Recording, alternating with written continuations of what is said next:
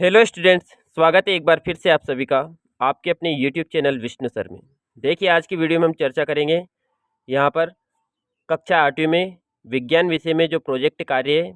हमारी वार्षिक परीक्षा जो सत्र 2023-24 की जो वार्षिक परीक्षा होगी उसके अंतर्गत जो प्रोजेक्ट कार्य होगा उसके अंतर्गत हम आज विज्ञान विषय में प्रोजेक्ट 1 को देखेंगे। यहाँ पर आपके प्रोजेक्ट होंगे 20 नंबर के, तो आपको अच्छे से यहाँ पर प्रोजेक्ट को बनाना है, अच्छे से लिखना है, जिससे आपके पूरे में से पूरे नंबर यानी कि 20 में से 20 ही नंबर आपको प्राप्त हो।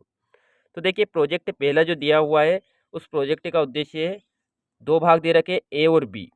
प्रोजेक्ट एक है, आपको दो प्रोजेक्ट लिखना है। यहाँ पर हम पहले प्रोजेक्ट एक की बात कर रहे हैं। तो देखिए, यहाँ पर है कि अपने आसपास का अवलोकन कर निम्नानुसार प्रश्नों के उत्तर दीजिए। यहाँ पर देखिए, प्रोजेक्ट एक के अंतर्गत जो जो लिखना है, हमें जिसके बारे में लिखना है वो दिया हुआ है। यहाँ पर आपको किन किन खेलों में रुचि है, कोई 5 खेलों के नाम जिनमें खेलते समय घर्षण या तो सहायता कर रहा है अथवा विरोध कर रहा है, उन 5 खेलों के नाम लिखना है। घर्षण को कौन कौन से कारक प्रभावित कर सकते हैं, किसी कांच के गिलास अथवा किसी किल्लड़ में किसे पकड़ना आसान होगा और क्यों। कल्पना कीजिए, घर्षण अचानक समाप्त हो जाए तो इससे जीवन किस प्रकार प्रभावित होगा। ऐसी 10 परिस्थितियाँ की सूची बनाना है हमें, और ऐसे 5 कार्य लिखिए जहाँ घर्षण हानिकारक होते हुए भी अनिवार्य है। ये ए वाला भाग होगा प्रोजेक्ट एक का। बी वाला है, किसी ऐसी दुकान पर जाइए जहाँ खेलों के जूते मिलते हैं।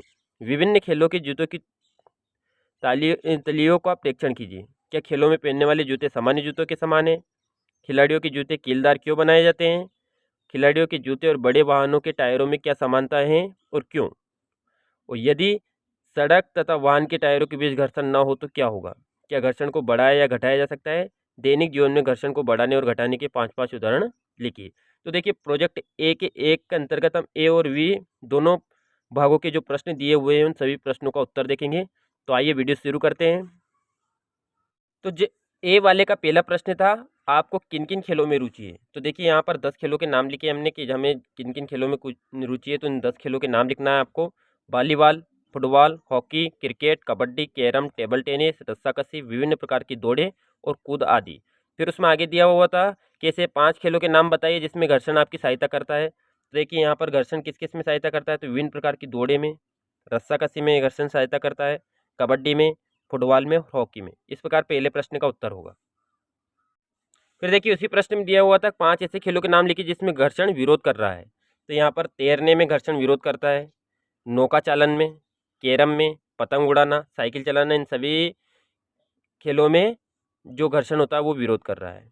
फिर देखिए, दूसरा प्रश्न था घर्षण को प्रभावित करने वाले कारक। घर्षण को जो प्रभावित करते हैं उन कारकों को लिखना हमें। तो मुख्यतः घर्षण को निम्न कारक प्रभावित करते हैं, जैसे सतह की प्रकृति, वस्तु का भार और संपर्क क्षेत्र का क्षेत्रफल। ये तीनों कारक जो है वो घर्षण को प्रभावित करते हैं। फिर अगला, किसी कांच के गिलास और कुल्हड़ में से किसको पकड़ना आसान होगा। तो देखिए, किसी कांच के गिलास अथवा किसी कुल्हड़ में से कुल्हड़ को पकड़ना आसान होगा, क्योंकि कुल्हड़ का पृष्ठ गिलास के पृष्ठ से अधिक रुक्ष यानी खुरदुरा होता है और गिलास जो होता है वो चिकना होता है। तो खुरदुरा होने के कारण अधिक घर्षण पैदा करता है, इससे पकड़ मजबूत हो जाती है। तो इस प्रकार कांच के गिलास में और कुल्हड़ में से किसको पकड़ना आसान होगा, कुल्हड़ का। अगला देखिए, चौथा प्रश्न था हमारा कि यदि अचानक घर्षण समाप्त हो जाए तो जीवन निम्न परिस्थितियों में क्या प्रभावित होगा। तो देखिए, अगर घर्षण बिल्कुल समाप्त हो जाएगा तो हम चल नहीं पाएंगे क्योंकि फिसल जाएंगे, हम दीवार में कील नहीं ठोक पाएंगे, हम वाहनों को ब्रेक लगाकर रोक नहीं पाएंगे। अगर घर्षण बिल्कुल समाप्त हो जाए तो हम ये कार्य नहीं कर पाएंगे। फिर हम भोजन को चबा नहीं पाएंगे, इससे पाचन क्रिया प्रभावित होगी। फिर अगला 5वां पॉइंट लिख सकते हैं हम कि हम कुछ भी लिख नहीं पाएंगे तथा शिक्षक भी शाम पर ब्लैक बोर्ड पर कुछ भी नहीं लिख पाएंगे। फिर अगला 10 कारण लिखना है, तो माचिस की तीली या लाइटर नहीं जला पाएंगे। बहुत से खेलों को जिनमें घर्षण सहायता करता है उन्हें खेल नहीं पाएंगे। फिर 8वां पॉइंट हो जाएगा हमारा, प्रायः वाहनों में टकराने की घटनाएं बढ़ जाएंगी। धागे या किसी रस्सी में गांठ नहीं बांध पाएंगे और भवन निर्माण करना मुश्किल हो जाएगा। तो इस प्रकार हम ये 10 पॉइंट लिख सकते हैं कि अगर घर्षण समाप्त हो जाए तो क्या होगा। तो ये 10 कारण उसके लिख सकते हैं। फिर आगे देखिए, 5वां प्रश्न था, 5 कार्य जहाँ घर्षण हानिकारक होते हुए भी अनिवार्य है, यानी कि हानिकारक है फिर भी अनिवार्य है। तो देखिए, 5 कारण कार्य लिखना हमें। तो यहाँ पर देखिए 5 कार्य है। चलने या दौड़ने की क्रिया में घर्षण अनिवार्य है। ठीक है। चलने या दौड़ने की क्रिया में घर्षण अनिवार्य है। विभिन्न खेलों में घर्षण आवश्यक है। चलते वाहनों को ब्रेक लगाकर रोकने के लिए घर्षण अनिवार्य है। फिर अगला हो जाएगा हमारा, आग जलाने के लिए घर्षण अनिवार्य है और भवन निर्माण एवं अन्य कार्यों में भी घर्षण अनिवार्य। तो इस प्रकार 5 कार्य जगह घर्षण हानिकारक होते हुए भी अनिवार्य है। बी वाला देखिए, हम एक जूते की दुकान पर गए, वहां रखे जूतों की तलियों की बनावट का अध्ययन किया। इसमें साधारण चलने में प्रयुक्त जूते तथा विभिन्न खेलों में खिलाड़ी द्वारा प्रयुक्त होने वाले जूते भी थे। तो पहला प्रश्न का उत्तर होगा, खेलों में पहनने वाले जूते सामान्य जूतों के समान नहीं है, क्योंकि देखिए खेलों में पहनने वाले जूतों की तली सामान्य जूतों की तली से अधिक खुरदुरी तथा खांचेदार होती है। कुछ खेलों के जूते की तली में कीलें लगी हुई है। दूसरे प्रश्न का उत्तर हो जाएगा, खिलाड़ियों के जूते कीलदार बनाए जाते हैं क्योंकि इससे उनको पर्याप्त घर्षण बल मिल जाता है। कीलें पर्याप्त घर्षण बल उपलब्ध कराने में सहयोग करती है। इससे खिलाड़ियों की भूमि पर अच्छी पकड़ बनी रहती है। क्या होता है, कीलें रहेंगे उसमें खांचेदार, तो क्या होगा, वो फिसलेंगे नहीं आसानी से। फिर तीसरे प्रश्न का उत्तर होगा,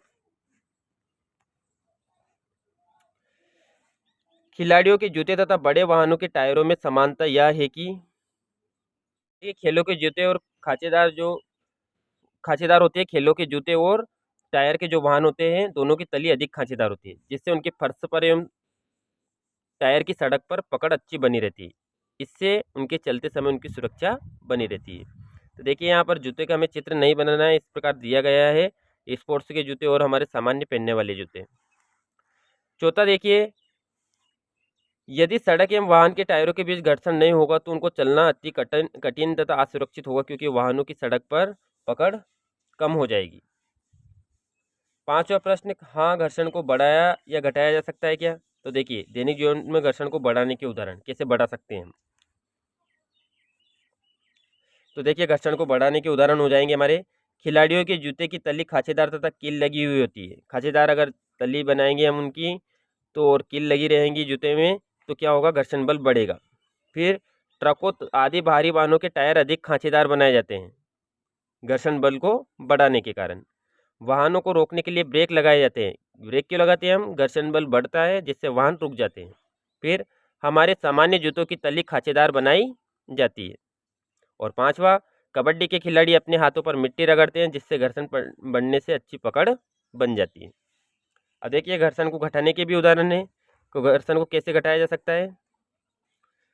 देखिए 5 उदाहरण हम देखेंगे कि घर्षण को किस प्रकार हम कम कर सकते हैं। तो देखिए पहला, कैरम बोर्ड पर चिकना टेल्कम पाउडर छिड़ककर घर्षण कम किया जाता है। हमने देखा है कि जब हम कैरम खेलते हैं तो उस पर पाउडर का छिड़काव करते हैं जिससे जो कैरम बोर्ड होता है उसको वो आसानी से खेला जा सकता है। दरवाजों के कब्जों मशीनरों के पुर्जों में तेल डाला जाता है जिससे घर्षण कम होता है। बिजली के पंखों आदि घूमने वाले उपकरणों में बॉल बॉयरिंग का उपयोग किया जाता है। और यहाँ पर चौथा है, अटैची सूटकेस आदि में रोलरों का उपयोग किया जाता है। और पांचवा है, वाहनों आदि में पहियों का उपयोग करके घर्षण को कम किया जा सकता है। तो देखिए इस प्रकार आज की वीडियो में हमने विज्ञान विषय में प्रोजेक्ट 1 देखा। हमें बिल्कुल ऐसा कैसे ही लिखना है जिससे हमारे पूरे यानी कि 20 में से 20 ही नंबर प्राप्त हो। अगली वीडियो में हम बात करेंगे प्रोजेक्ट 2 की। तो वीडियो अगर अच्छी लगी हो तो लाइक करें, चैनल को सब्सक्राइब कर लें। Thank you.